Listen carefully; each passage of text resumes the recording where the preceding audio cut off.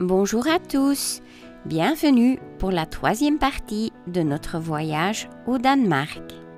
Nous quittons le beau camping dans les dunes de Nørre-Lingvik avec un petit pincement au cœur, mais nous avons de bonnes prévisions car nous nous rendons au camping Hvalpsund près du Limfjord.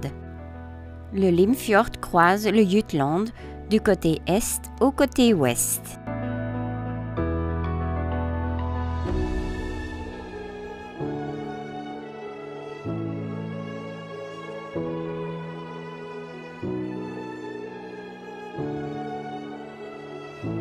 Et nous sommes super contents avec l'emplacement que nous avons réservé dans ce camping, car nous y avons toujours vu sur le Limfjord.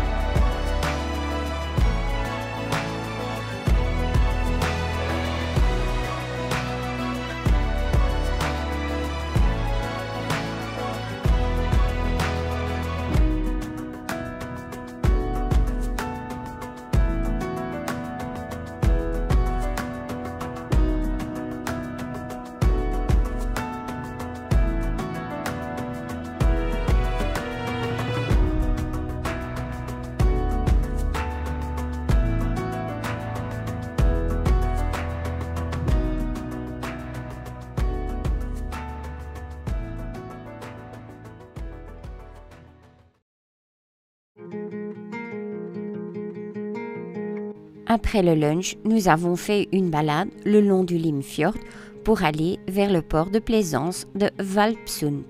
Je m'excuse si je ne prononce pas bien le mot, mais les mots danois ne sont pas toujours faciles. J'ai mis le mot et le nom du camping dans le petit plan au départ. Ce que nous remarquons, c'est qu'il fait nettement plus calme ici que dans les villages le long de la côte.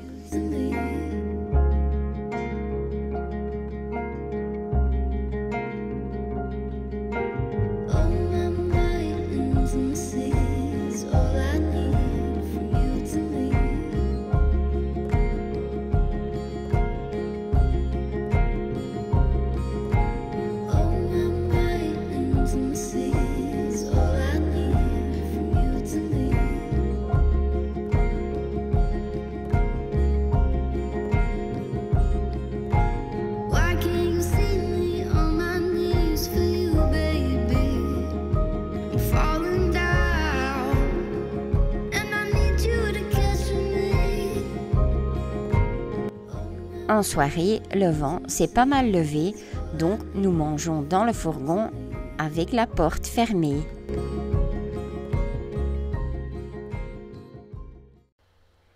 Et comme nous ne devons quitter le camping qu'à midi, nous pouvons encore profiter d'une belle matinée ensoleillée.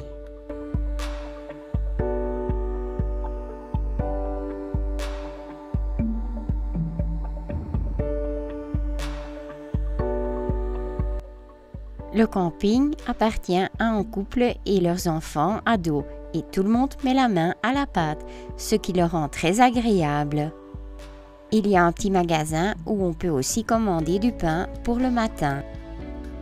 Les sanitaires se trouvent aussi près de la réception. Ils sont plus tout neufs, mais très propres.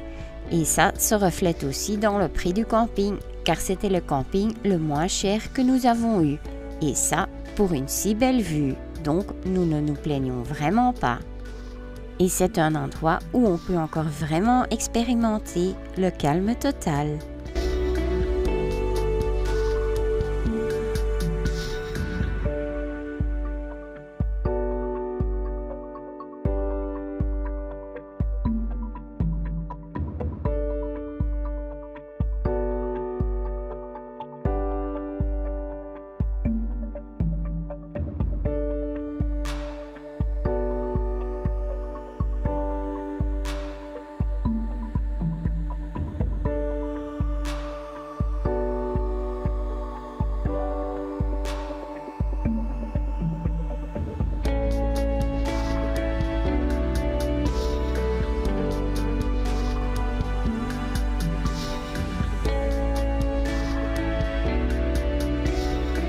Nous avons encore profité de cette matinée ensoleillée car l'après-midi, on annonce des orages. Et à midi, nous quittons le camping pour nous rendre à Skiveren, qui se trouve encore plus vers le nord du Danemark. Le camping Skiveren est un très grand camping à Skiveren. Normalement, nous ne choisissons pas immédiatement ces grands campings, mais ici, il y a aussi une plage pour voitures, donc c'était pourquoi nous avions réservé ce camping.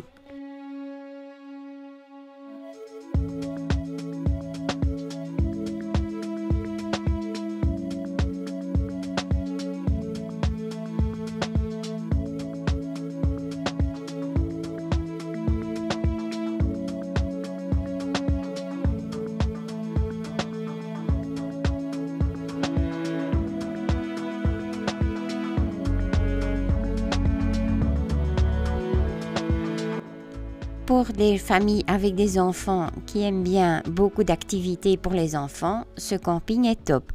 Pour nous, avec les emplacements qui étaient un peu plus petits et très délimités, c'était un peu moins. Mais nous avions choisi ce camping pour sa plage à voiture. Malheureusement, cette plage est moins praticable que celle de Weijerstrand. Nous comptions aller sur cette plage avec notre fourgon avant d'arriver, mais comme on annonçait un orage, nous ne l'avons quand même pas fait. Et je crois qu'on avait raison parce qu'il y avait vraiment quasiment aucun véhicule sur la plage. Et ceux qui y avaient retournaient aussi. Donc, ce voyage-ci, pas de petit tour en fourgon sur la plage. C'est bien dommage, mais ce sera pour une fois prochaine. Un point très positif dans ce camping, c'est qu'il y a un car wash pour laver votre fourgon ou votre camping-car après avoir été sur la plage et sur le sable qui est quand même salé, ce qui n'est pas le top pour les carrosseries. Mais nous avons quand même bien profité de notre balade sur la plage.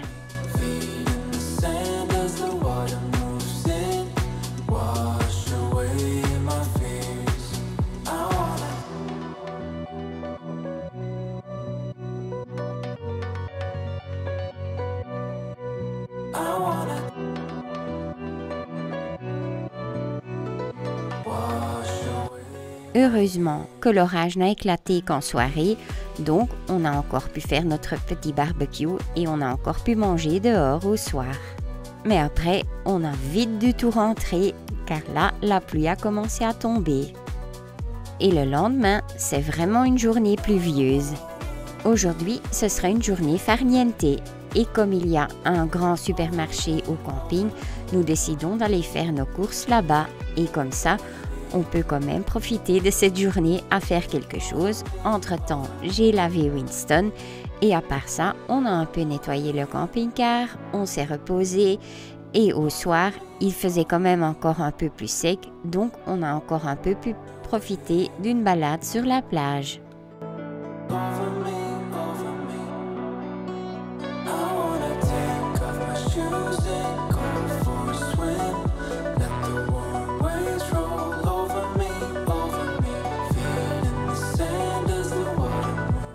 Les pâtisseries danoises à la cannelle sont aussi un vrai délice.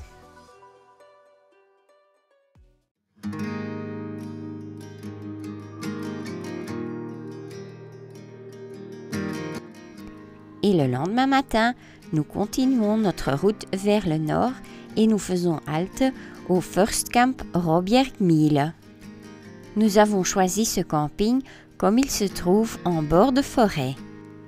Dans le camping, il y a une grande prairie où on peut mettre les véhicules en cercle concentrique. Nous avons choisi un autre emplacement en bord de forêt et c'était vraiment un super emplacement.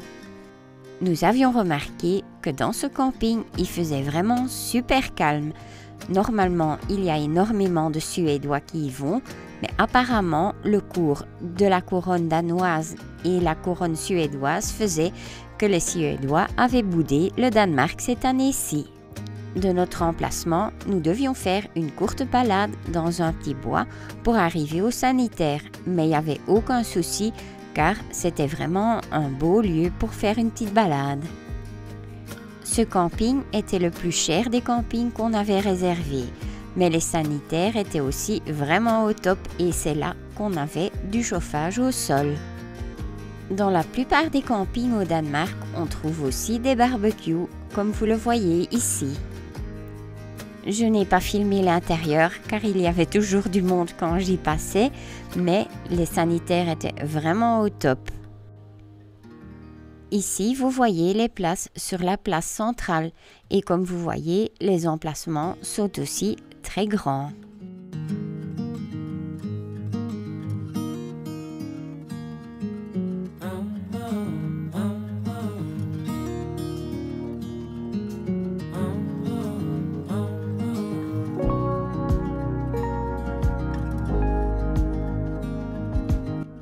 Le camping se trouve au milieu d'une forêt et de différents côtés du camping, il y a des sorties pour directement vous rendre dans cette forêt qui s'appelle le Bunken Klittplantage.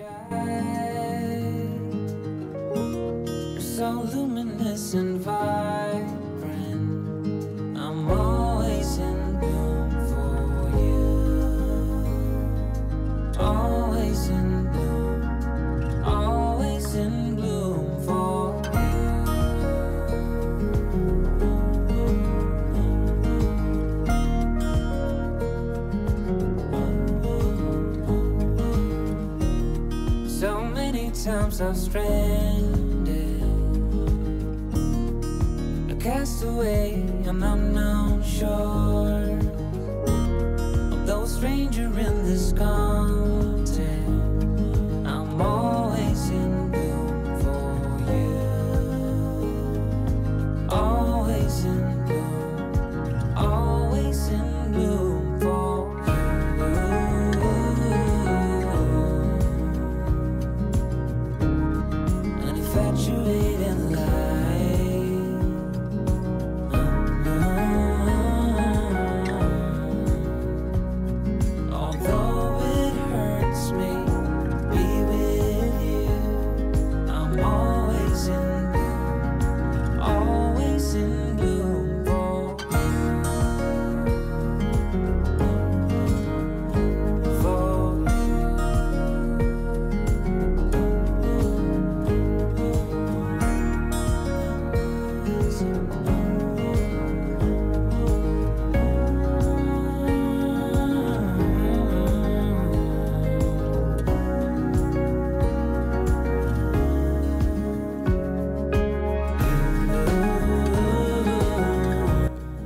Et après, Winston a aussi eu droit à sa petite glace pour chien.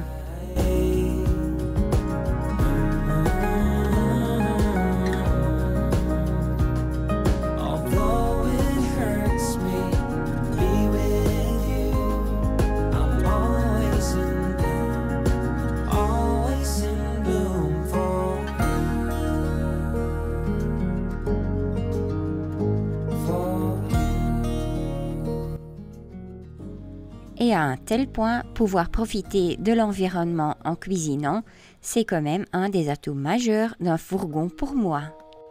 Comme pour le moment, je suis une formation comme thérapeute en bain de forêt, j'en profite pour aller prendre un bain de forêt et pour éveiller tous mes sens à cette forêt-là.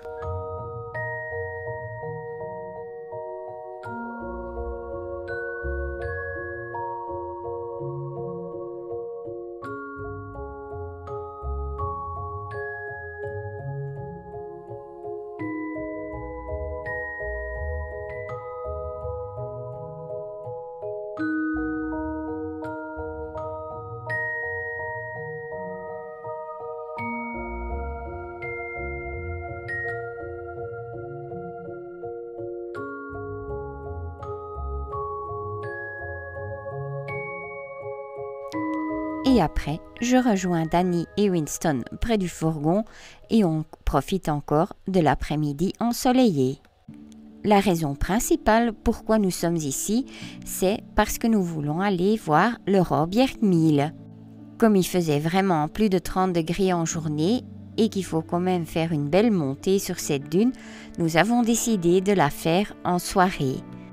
Et le bonus est que les couleurs sont plus jolies en soirée. Råbjergmile est la plus grande dune de sable mobile d'Europe du Nord et elle couvre une superficie d'environ 2 km² et atteint une hauteur de 40 mètres au-dessus du niveau de la mer. La dune se déplace en direction nord-est à une vitesse pouvant atteindre 18 mètres par an. La dune fait partie de la réserve naturelle de Skagen-Odde et c'est une zone protégée en raison de son importance écologique unique. C'est avec plaisir que nous vous emmenons pour découvrir cette dune.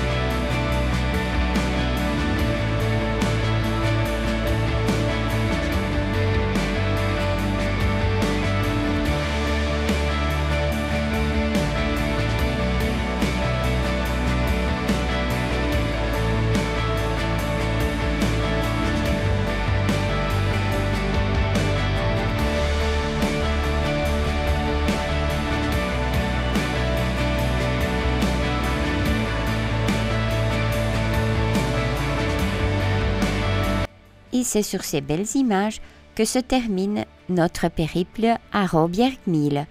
La fois prochaine, nous vous emmenons à Skagen avec ses maisons jaunes, ses bunkers, ses phares, mais aussi la mer du Nord qui entre en collision avec la mer Baltique, ce qui est très impressionnant. Et après, nous retournons vers le sud du Danemark où nous passons encore quelques nuits pour après rentrer en Belgique. Nous tenons à souhaiter la bienvenue à tous nos nouveaux abonnés. Et à tous, merci de nous avoir suivis jusqu'à la fin et en espérant à la fois prochaine.